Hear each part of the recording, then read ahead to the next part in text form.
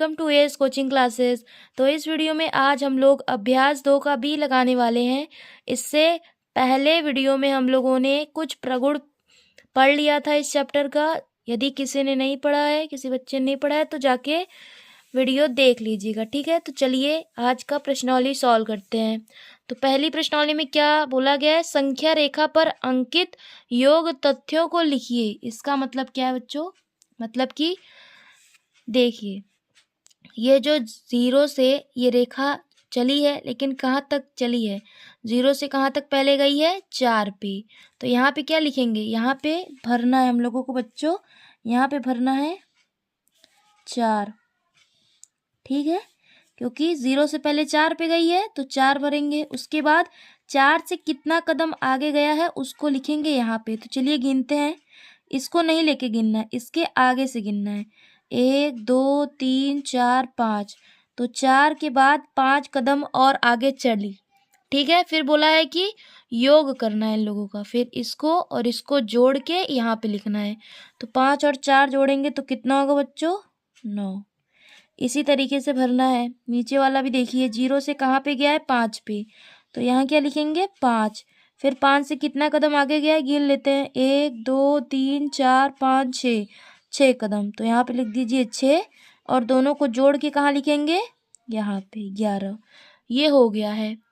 अब आपको अगला दिया है, निम्नलिखित तथ्यों को संख्या रेखा पर दिखाइए। तो ये जो सारे तथ्य दिए गए हैं इनको इसी तरीके से संख्या रेखा पर दिखाना है। तो चलिए एक एक करके सारे क्वेश्चन को दिखाते हैं, ठीक है।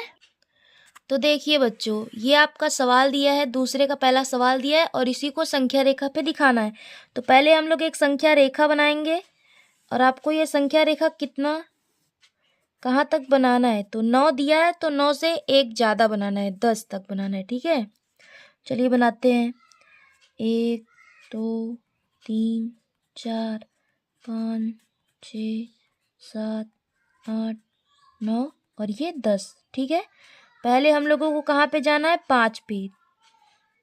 अब बच्चों बहुत लोग बोलेंगे कि आप हमें एक क्वेश्चन बताइए, क्या ये संख्या रेखा सही है, बताइए।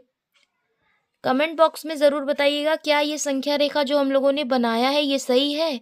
ये सही है, लेकिन ये प्राकृतिक संख्या के लिए सही है, क्योंकि प्राकृतिक संख्या 1 से स्टार्ट होती है।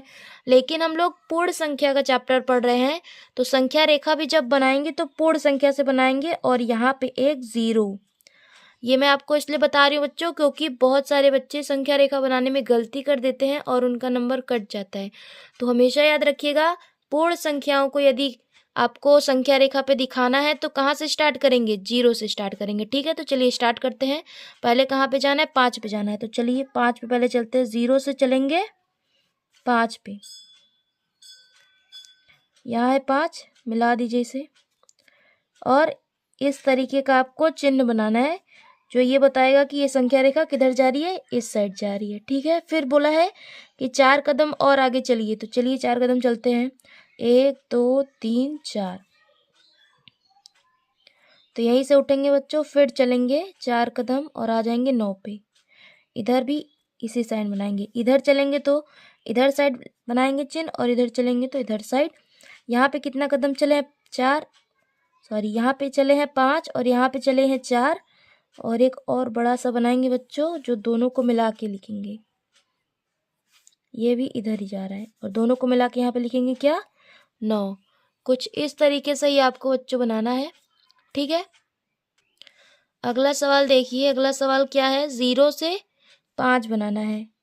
तो ठीक है, एक संख्या रेखा खींच लेते हैं। 0 1 2 3 4 5 6 तक खींच लेते हैं। 0 से चलना है कहाँ पे, 5 पे। इस तरीके से इधर का चिन्ह कितना चले हैं, 5 चले हैं, इसे बता दीजिए।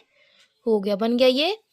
इससे अगला क्वेश्चन देख, अगला क्वेश्चन बच्चों हम लोगों को क्या दिया है, 2 3 4 बराबर 9 दिया है, यही दिया है।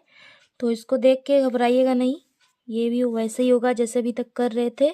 9 तक दिया है तो कहाँ तक खींचेंगे, 10 तक। 1 2 3 4 5 6 7 8 9 और ये 10। पहले हम लोगों को कहाँ जाना है, 2 पे जाना है, तो 0 से उठेंगे, कहाँ पे जाएंगे, 2 पे जाएंगे। फिर कितना कदम आगे चलना है, 3 कदम, 1 2 3, कहाँ पे आएंगे, 5 पे। फिर यहाँ से उठेंगे, फिर आएंगे 5 पे। ठीक है बच्चों। फिर उसके बाद फिर कितना कदम चलना है, 4 कदम चलना है, तो फिर चलते हैं 1 2 3 4। तो यहाँ से उठेंगे, फिर कहाँ पे आएंगे, 9 पे। इधर का चिन्ह लगा देंगे कि इधर चल रहे हैं। इधर कितना चले हैं, 2, इधर कितना चले हैं, 3, इधर कितना चले हैं, 4। और सबको मिला के एक बड़ी सी लाइन बनाएंगे, उसका भी इधर चिन्ह रहेगा, और सबको मिला के कितना हुआ, 9। ऐसे ही आपको बताना है। ये सवाल हो गया। चलिए अगला सवाल करते हैं। अगला सवाल आपको बच्चों दिया है कि निम्नलिखित कथनों में इस रिक्त स्थानों की पूर्ति कीजिए। तो चलिए बच्चों, ये सवाल बहुत सरल है। आप बताइए, जो यहाँ पे है बच्चों वो यहाँ पे है, दिख रहा है, तो बताइए जो यहाँ पे है वो कहाँ पे होगा, वो होगा इस डब्बे में। ठीक है। ये क्रम विनिमय का नियम है कि एक बार सीधा लिखा गया, एक बार उलट के लिखेंगे तो आंसर क्या आएगा, बराबर आएगा। तो बताइए यहाँ पे क्या हो जाएगा कि ये आंसर बराबर आना चाहिए, तो यही चीज होगी बच्चों यहाँ पे। तो इसमें हम लोग भर देंगे, क्या भरेंगे बच्चों, इसमें भरेंगे 789। ये होगा इसमें का आंसर। ठीक है। अगला क्वेश्चन, किसी भी संख्या में 0 जोड़ते हैं तो उसका मान क्या होता है, वही रहता है। अब इस छोटे से डब्बे में नहीं आ रहा तो मैं बाहर लिख दे रही हूँ बच्चों, लेकिन आप डब्बे के अंदर बना के रखिएगा और उसमें लिखिएगा। इसमें देखिए ये कौन सा नियम है, साचार्य नियम में मैंने बताया था कि पहले पहला कोष्टक रहता है, बाद में दूसरा रहता है। ठीक है। तो चलिए देखिए, जो यहाँ पे है वो यहाँ पे नहीं है। ठीक है, चलिए मान लेते हैं जो यहाँ है वो यहाँ है, जो यहाँ है वो यहाँ है। तो जो यहाँ पे है वो कहाँ पे होना चाहिए, यहाँ पे होना चाहिए, तभी आंसर बराबर आएगा। और ये हो गया। अगला क्वेश्चन हम लोगों को बोला है कि पूर्ण संख्याओं के लिए घटाने की संक्रिया क्रम विनिमय नहीं है, 3 युग्म लेकर इनकी जांच करनी है। हम लोगों को क्या बोला है कि 3 युग्म लेना है, मतलब कोई भी 3 नंबर ले लेते हैं। तीसरा क्वेश्चन है कि कोई भी ले लेते हैं। चलिए हम ले रहे हैं 2 3 4, आप कोई भी ले सकते हो। और बताना है कि क्रम विनिमय नहीं है, 3 युग्म लेना है। युग्म मतलब क्या होता है बच्चों, जोड़ा। तो एक एक नहीं लेना है, 2 2 लेना है। एक हम लोग ले लेते हैं, 1 और 2 1 ले लेते हैं, 3 और 8 ले लेते हैं, और एक 5 और 4 और 5 ले लेते हैं। पहले के लिए सिद्ध करते हैं। पहला क्या क्या होता है नियम कि पहले सीधे तरीके से घटाएं, फिर इन संख्याओं को पलट के घटाएं। पलट के जैसे 2 पहले कर दें और 1 को बाद में कर दें, घटाएं। यदि आंसर बराबर आएगा तो ये क्रम विनिमय नियम का पालन कर रहा है। तो चलिए देखते हैं, 2 में से 1 घटाएंगे तो -1 आएगा, और इधर घटाएंगे तो 1 आएगा। क्या ये दोनों बराबर हैं? ये दोनों बराबर नहीं है बच्चों, तो ये क्रम विनिमय नियम का पालन नहीं करता है। अगला देखते हैं, 3 और 8 को लेते हैं। 3 और 8 को पहले सीधे तरीके से घटाएंगे, फिर संख्याओं को बदल के घटाएंगे। पहले 8 फिर 3, दोनों को घटाइए। इसमें से घटाएंगे तो -5 आएगा, और इसमें से घटाएंगे तो 5 आएगा। फिर ये दोनों बराबर नहीं है। फिर अगला देखते हैं। अगला देखिए क्या दिया है कि 5 4 और 5 को पहले घटाते हैं, फिर बराबर 5 और 4 को घटाते हैं।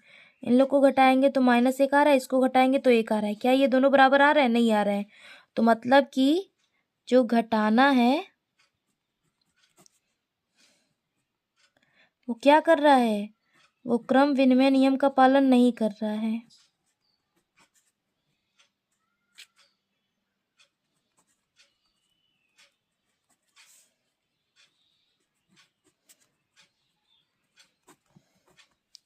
और इसी तरीके से ये सवाल होगा, और ये सवाल हो गया है ख़त्म। देख लीजिए, ये सवाल हो गया ख़त्म, आगे कुछ नहीं है। तो इस वीडियो में बच्चों इतना ही। मिलते हैं नेक्स्ट वीडियो में, और हम लोग नेक्स्ट वीडियो में इसका अभ्यास सी करेंगे। ठीक है, तब तक के लिए आप इसको अपने से एक बार घर पे लगाइएगा। मिलते हैं नेक्स्ट वीडियो में।